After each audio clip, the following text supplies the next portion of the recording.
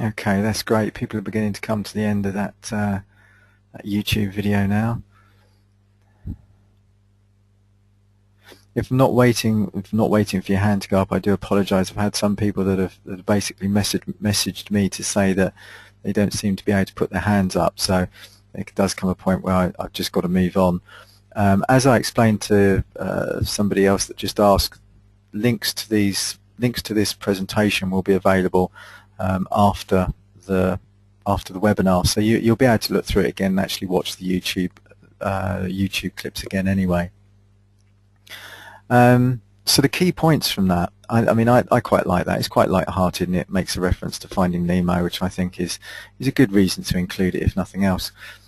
But there are some key points, and the key points are that when you get stressed, your sympathetic nervous system becomes dominant.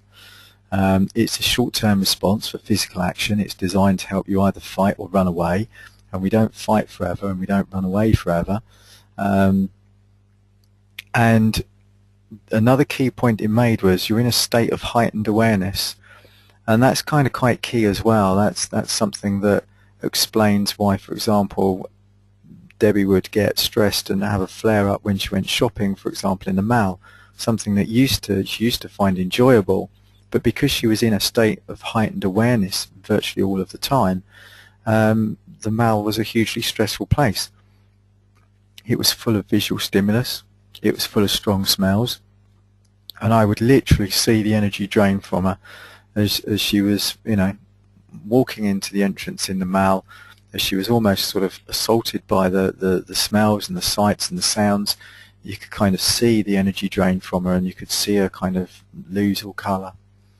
And the other really key thing there is that what balances the sympathetic nervous system is the parasympathetic nervous system, and when that's dominant, it's to do with rest and repair. But when the sympathetic nervous system is dominant, the parasympathetic nervous system is switched off. So the things to do with rest and repair are switched off. And I've just snuck a little diagram down the bottom there, basically to kind of emphasize the point. So the sympathetic nervous system gets your heart racing.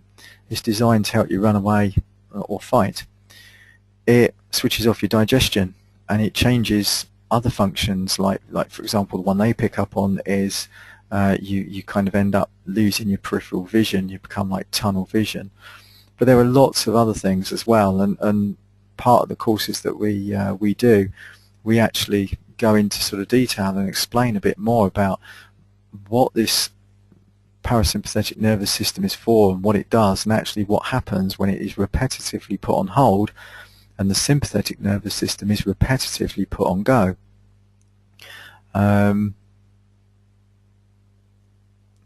So just moving on. So what happens when we become chronically stressed? What happens when we chronically fire off this sympathetic nervous system? Well, it's kind of a bit like what would you imagine would happen if your car, if you just drove it year after year without servicing it. Sooner or later it stops working. And it's kind of the same with the body. If the parasympathetic nervous system is in charge of digestion and cellular repair and lymphatic flow and all these really important parts of your body, if that's not happening, is it not reasonable to think that you're going to start getting physical ailments? And this is where I say there's no doubt in my mind that chronic fatigue, ME, fibromyalgia, they are very physical conditions. But as you can see, I began to understand, and now I fully understand, how those physical conditions, those physical symptoms, were almost like messages from the body because of the thought process that was linked with stress. And there we go. There's a diagram that I've pinched from some heart math people, and it says at the top there, stress is recognized as the #1 proxy killer disease today. So what it means by that is it's linked to a lot of other diseases that's killing people.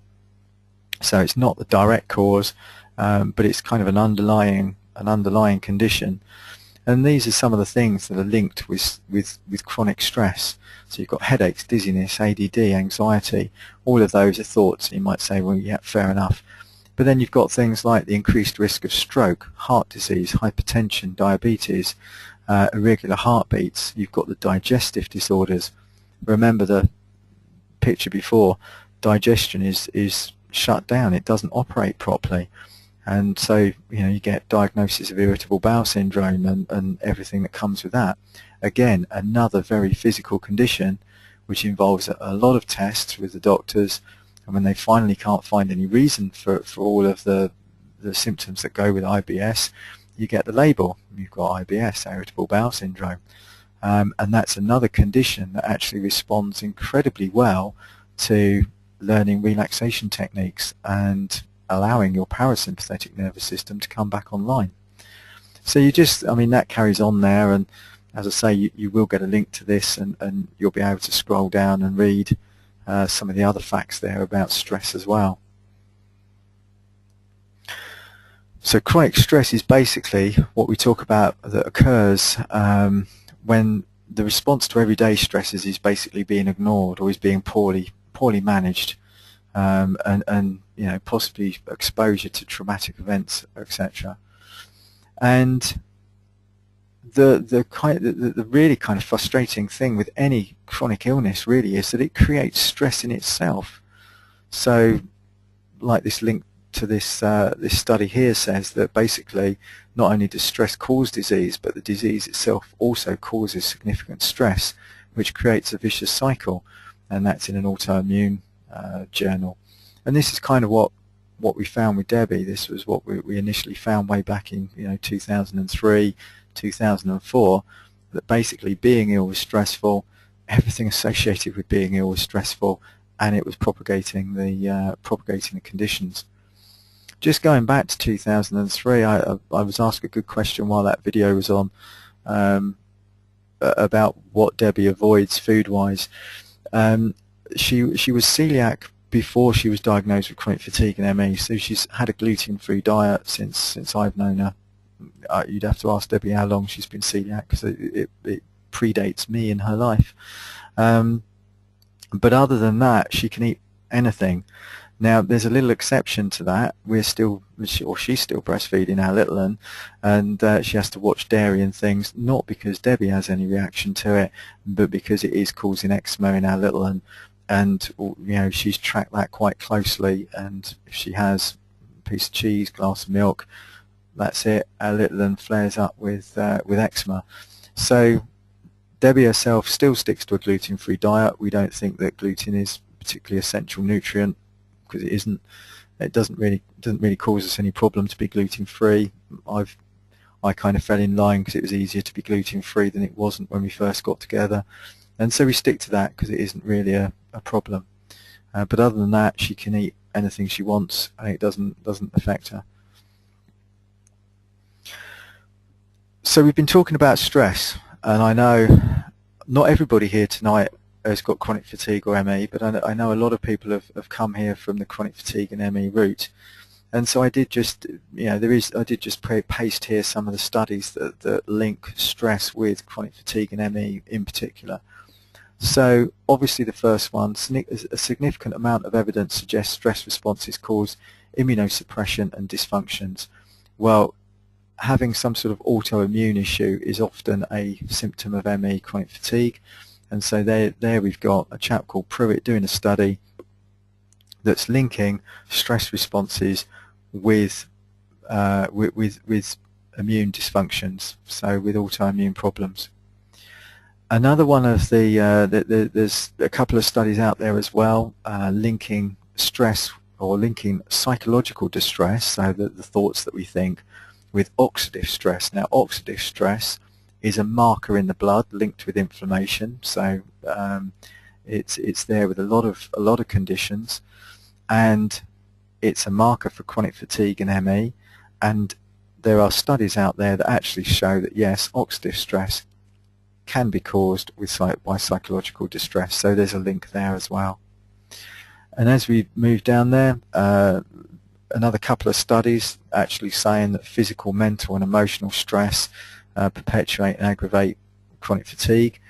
Now, I didn't mention it at the beginning. In England, if you actually look at the NHS, website, as far as in England is concerned, there is only chronic fatigue syndrome.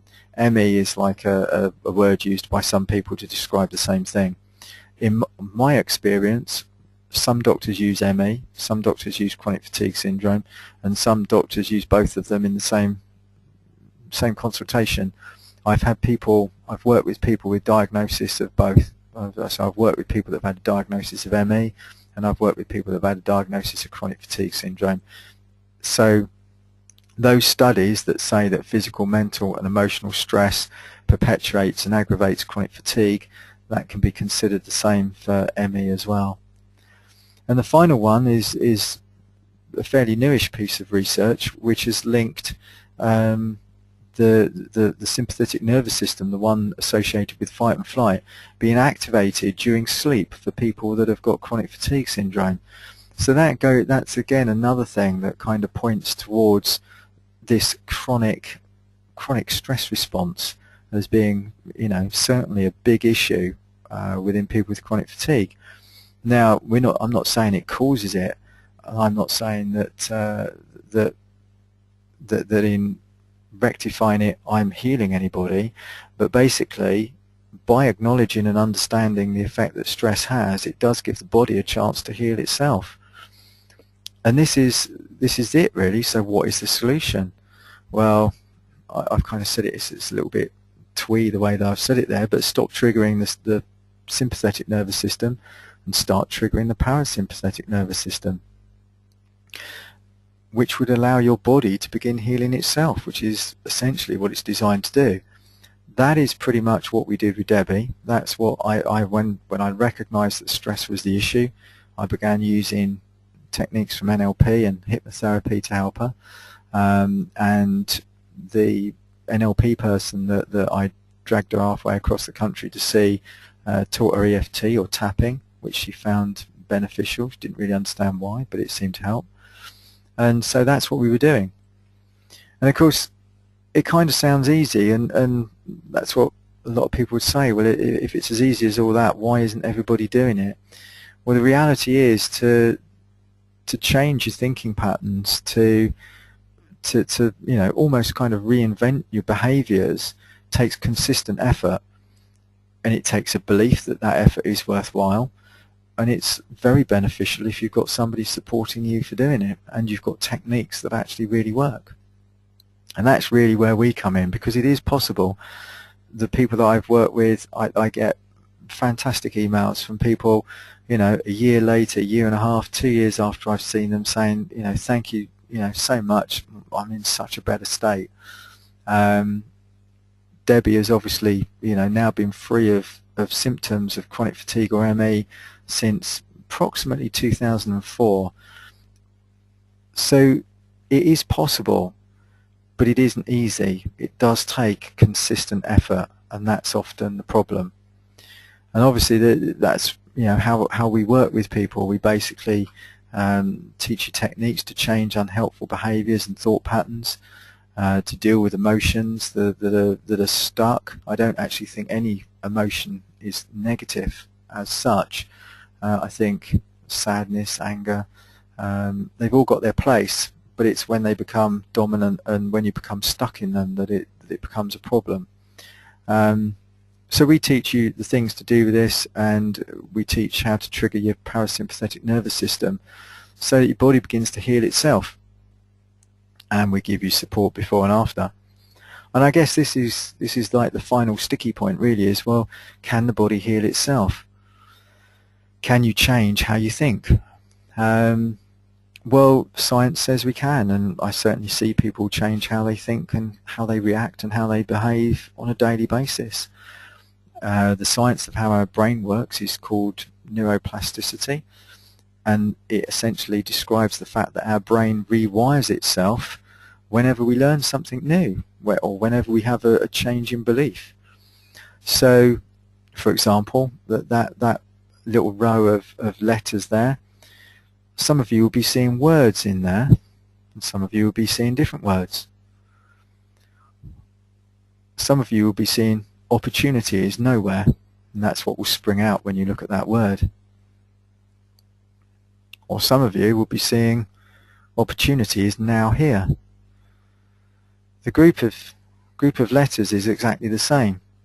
Now, whichever one of these two you saw first, now you know that the other one is also within there.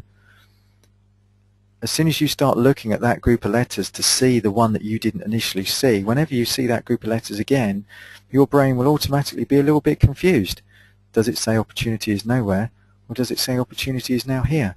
And that's because you've created a new neural pathway in your mind. You've actually, joined synapses together to see that and interpret it differently. So we can change how we think and how we react to things. So the other question has got to be, can our bodies heal themselves? Well, you already know they can, because if you cut your hand, unless your body's compromised in some way, unless you're severely run down, the cut heals itself. If you smash your thumb with a hammer, your thumb heals. If you catch a cold, you get better. And as long as there's no kind of complications, if you catch a virus, after a couple of weeks, you generally get better. And so, is all this linked up with your thoughts and your emotions? Well, the science of psychoneuroimmunology says that it is. You've got people like the neuropharmacologist Candice Pert, who has written numerous books, that have proven that there is a link between our emotions and our immune system. And that's what it is. Psycho, which is to do with our thoughts, neuro to do with our brain, and immunology to do with our immune system. And then, there's people that turn around and say, well, this is a genetic disposition. I've got it. My mother's got it. My aunt's got it. This is genetic. Well, if you look at what the cutting science of people like Bruce Lipton, who's a cellular biologist, says, that basically our thoughts and our emotions affect us at a genetic level. And I go into this a lot more on the courses. This is only a fraction of what we teach. But there are studies out there to show that our thoughts and our emotions do affect us at a genetic level. And they affect which genes are switched on and which genes are switched off. And depending on that kind of sequence, depending on that combination, depends on what the cell does, and depends to some extent what illnesses that we get. And this has been proved because they've looked at identical twins, and they've found that two identical twins will have the same DNA, so they should suffer from the same illnesses, and they should have the same lifespans, and they should look the same, but they don't. After 30 or 40 years, if one identical twin has had a hard life, they look completely different, and genetically they are different. And as I say, I do a lot more of that on the actual course because it's kind of interesting stuff. And the other thing they've done is they've done studies where they've noted that adopted children will often pick up the so-say genetic conditions of the family, even though there is actually no genetic tie. So this whole idea that we've got a genetic disposition is also kind of not really correct anymore. Going to skip this one because I'm going to give people the opportunity to ask some more questions, and I'm aware that I've talked for quite a while. So just to kind of begin to wrap up on the presentation side of things, this is not something new. This is a path kind of well trodden. These are some of the testimonials we've got. We were doing something called the body-mind program. We've kind of improved on it over the last couple of years, and we've added things in that we think is important, and it is proving to be even more effective than when we very first started with it, which is good to see. So you might see some references for the body-mind program. What we now offer, if you like, is the body-mind program plus. So the next step, I'm going to wrap this up quickly so that I can answer some questions, but the next step basically is either find out more and look for yourself at the links between stress and the conditions that you've got, or book yourself into one of our programs. Our programs offer one-to-one pre-course coaching. We then do individual or group work, and we do much more understanding of how to improve your health. So I've just kind of glossed over what we actually teach on the programs. I go into a lot more detail there. We then give you techniques to help you to deal with emotional stress. We give you techniques to help you deal with psychological stress. and we also teach you some really good simple methods to help you relax. And then after you've done the course, you've got ongoing support. The obvious question most people then ask, well, how much is it? Well, the prices start from about $395. $395 is the webinar only version, so it would be delivered in a method similar to this, but you would be able to speak to me. You would have, you know, what we call kind of an open mic. So there's a lot more two-way communication going on, and then the prices go up depending on sort of time of the year that you want it, where you want to stay, etc. Right, I can see that I got some questions, so now's the time to fire them away, and I'm just going to look through and answer them. So one question is, is Debbie still taking thyroxine to manage her thyroid function? No, she isn't. I'm not sure if I mentioned that before, but she stopped after about 8 weeks, and essentially it's fine. It gets checked on a regular basis, and on a regular basis with different doctors. They wonder why they're checking it. Let me just scroll down a little bit. Oh no, I didn't mean to do that, sorry.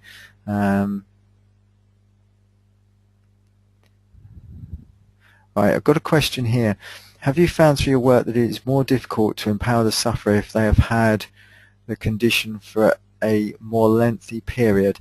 That's a very good question. That's part of the reason for the pre-course coaching.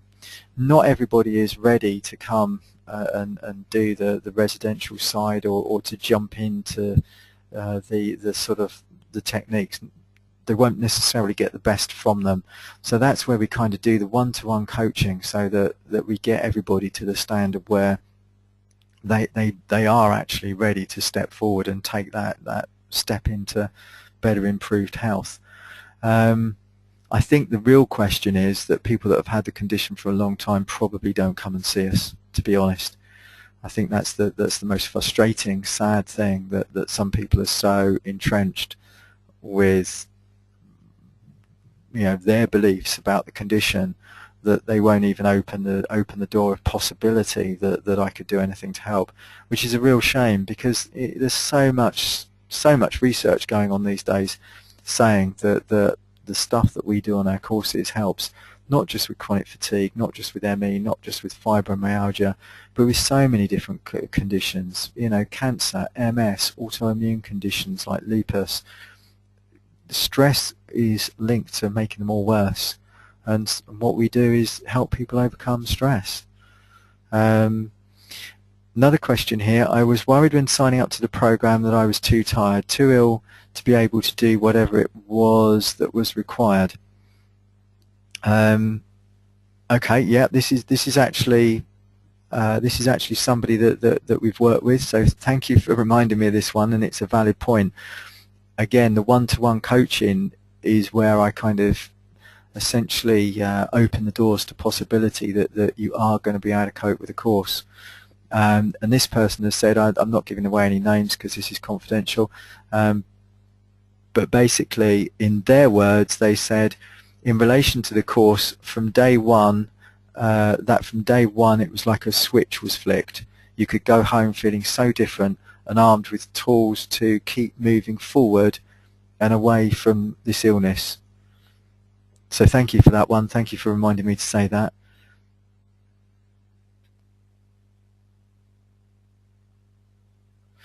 And they're saying that they felt the lift almost instantly, which is excellent.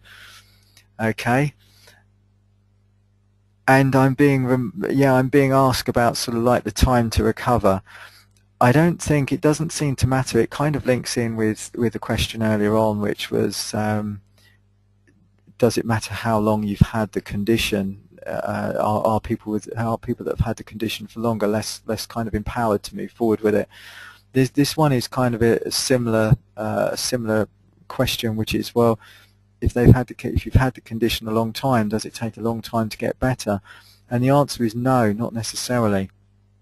Everyone's pretty unique on that.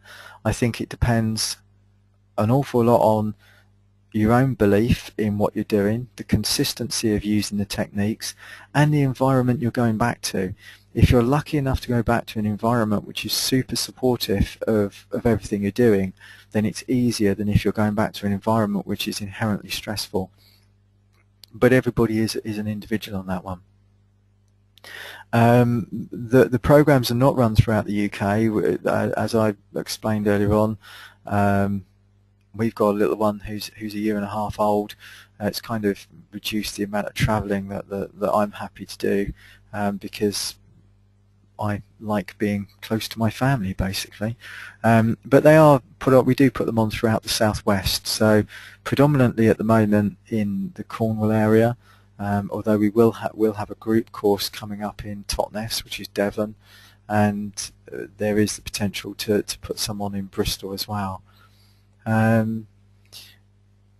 Another question: what is the average recovery period post-course?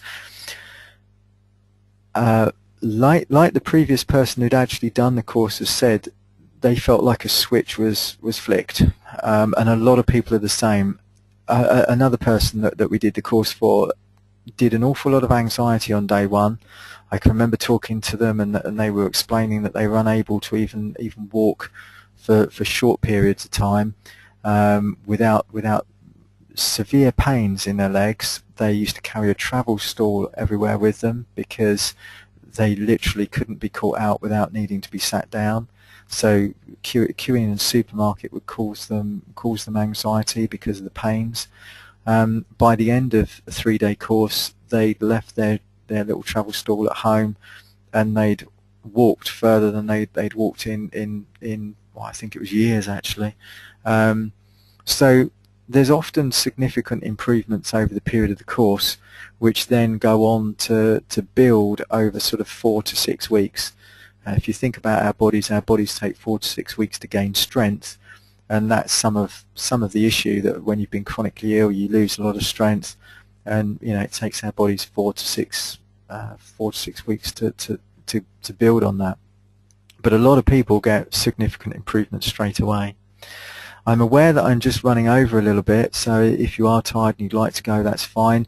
I'm just going to carry on because I can see some more questions in. So I'm going to carry on to answer these questions. You will be sent a link to the presentation that I've run afterwards, and there is also a little survey that if you could fill in that we'd really appreciate as well. But I'm going to carry on answering the questions for those people that are still asking them. So this question is: I've gradually become more ill over 25 years. I now believe I will be well, and so will my son. I don't think the length of illness is an issue. It's a belief in your own power to heal yourself. That's very true, and it does help if you've got the techniques that work as well. I mean, we didn't have them. We did it the hard way. I read books. I got on the internet, and I kind of blindly bumbled my way through helping Deb.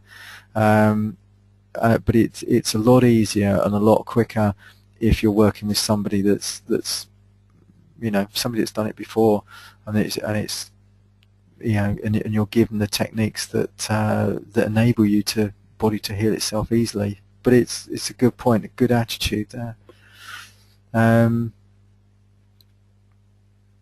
Just reading another question.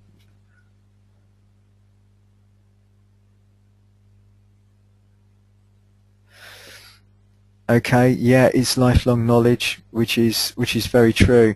It is, it is a bit of a lifestyle change. If you go back to doing the lifestyle that you had when you got ill without applying any of the techniques, then the same conditions tend to come back in exactly the same way as if you get your car repaired and service it, and then you go and drive it for another 100,000 miles without servicing it. It's likely to break down. There's another one here.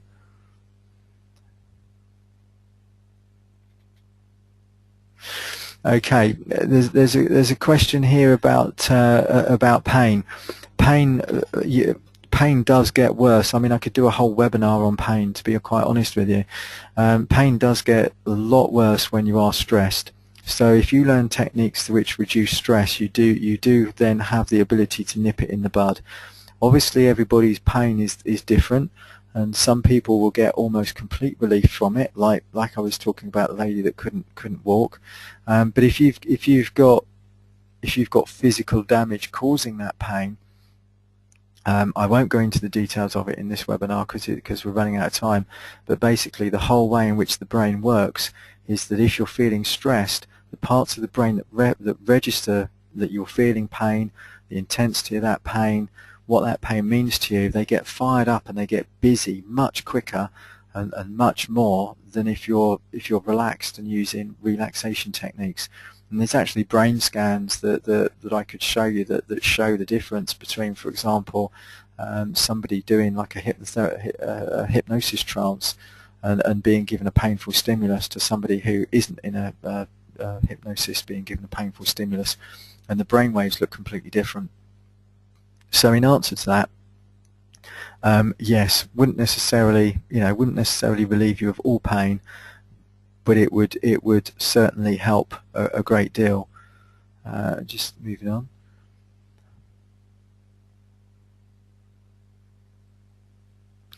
Okay, this is from the lady that has done the course before, and she was saying that stamina took her longer, but the pain, the tiredness, and the lead weight went by the course ending. She now does kettlebells. So does Deb. It's obviously something popular about kettlebells.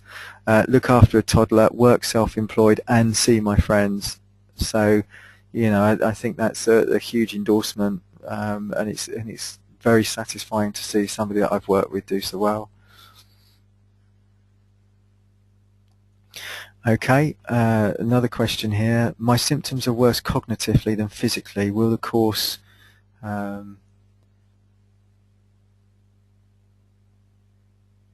do we have experience with this? It looks like the initial question was going to be, will the course help? And yes, it will. We explain in great depth what happens to the mind during stress and why it is that you have the cognitive problem. I mean, it is all to do with the stress response. It is all to do with the fact that the clever parts of your brain actually shut down when you're stressed, because essentially when that tiger leaps out of the bushes, the only thing that you need to do to survive is to run away. So there's different models of the brain, and the one I use to explain this is that there's the sort of like the reptilian brain, which essentially all that does is look after things like eating and sleeping and having babies and staying alive, basically. So they're the functions of survival. And then there's, on top of that, literally around it, in our case, there's the mammalian brain, which deals with emotions and communication. So, for example, if you look in the eyes of a lizard, you don't see much emotion, but if you look in the eyes of your dog, you'll see emotion there. So the mammalian brain is to do with emotion. And then you've got the clever part of the brain, which is the neocortex, and that's to do with creativity and the ability to be able to use imagination and things, and that's specific to humans. Well, when we're under stress, it all shuts down right down to the reptilian part of the brain, which is just about running away and surviving, and that's all. So yeah, we've come across that as well. Okay, well, we're now kind of 10 minutes over. I was going to end it there, but I will just. There's just another question that's come in, and we refer to the initial one-to-one. Is that face-to-face, or is it flexible? Flexible all the way. I mean, if you're local, if you're local, then the one-to-one could be face-to-face. But most often it happens on the phone, because most often people are travelling down. It kind of depends on what people need, which, as I say, flexible. Okay, glad that helped. As I say, I will go into a lot more depth on the actual course. This is obviously like an overview. How long is the course? Okay, the webinar version is essentially the equivalent of, well, the course as it stands at the moment is 3 days. It's not 3 days solid. It's about 2 hours every morning and 2 to 3 hours in the afternoon. It does depend a little bit on whether it's a one-to-one or a small group. Small groups tends to take slightly longer, because obviously when we're teaching the techniques, we do spend time with you even in a group. We still spend time with you one-to-one to make sure that you've got those techniques mastered. Now, if we do it in small groups, it's like 4 to 6. So if you're in a group of 4 to 6, it takes slightly longer. So we'd be sort of like 3 hours in the afternoon. What I am planning on doing though is to shift some of what we do into a format like this, and then offer a shorter course which is like 2 days, because this is a good way of doing it, and it's a good way for people to be able to dip their toes and find out more. So I am going to be putting together in the near future this option where you can do some of it via webinar and some of it via face-to-face. There is the full webinar version that kind of breaks down into about the same number of hours as the face-to-face course, but again it's key that you get something out of it. So I am flexible a bit. I'm not going to turn around and say, well, the webinar is meant to take 15 hours, and at 15 hours I stop if you've not quite got it. So there's a little bit of flexibility in there really to help people to get the most from it. Okay, another question, can my primary healthcare trust help with the payment? It's really down to what you can get them to do. From our point of view, there's no funding for this. There's no funding for an awful lot of things these days. There are charities that have helped people and paid for people in the past. There is meant to be this ability for people to be able to go to their PCTs and actually get their PCTs to pay, but there is a page on the CFS recovery website that actually does talk about funding options and things, and there'll be links to that will follow this. So if that's okay, any more questions that people are thinking of, any more questions that occur to you overnight as you're sleeping on it and as your unconscious is ticking away, feel free to email us or give us a call, and watch out for the emails that come from us with links to this presentation. You'll be able to see it all back through again. I did forget to record this. I was hoping to record it and put it all on YouTube so you could hear it all. I've caught some of it but not all of it, so I'm not sure quite what I'll do with that yet. And yes, if you could all please fill out the survey that hopefully will pop up when this ends, that would be wonderful. Anyway, I'd like to wish you all a good night. It's now 9:15. I've got a doggy that's keen to go out for a walk around the streets, and after all that talking I need something to drink. So thank you for listening. Those people that have done this before and were asking questions and giving me pointers, thank you very much. It's much appreciated, the input that you've given. And I hope that everybody's gained something from this, and I look forward to hearing from you again. Okay, good night for now then, and thank you again.